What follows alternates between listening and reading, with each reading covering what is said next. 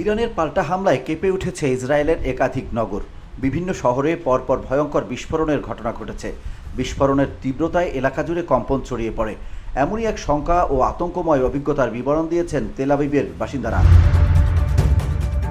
Al Jazeera জানায়, ইরানের প্রতিশোধমূলক হামলার সময় সবকিছু কাঁপছিল।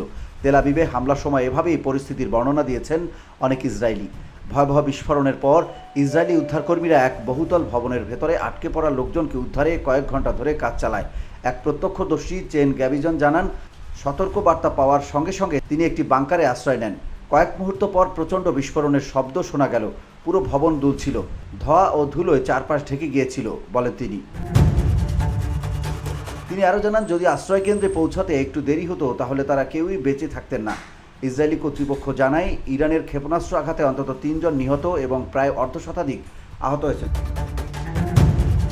অপারেশন ট্রুথ প্রমিস 3 নামে ইরান ব্যাপক হামলা চালায় এবং প্রায় ১৫০টির বেশি লক্ষ্যবস্তুতে ক্ষেপণাস্ত্র নিক্ষেপ করে।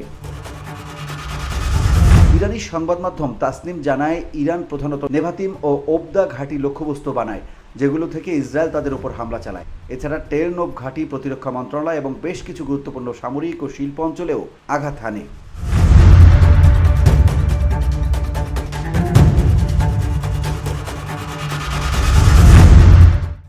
VOD Bangla news desk.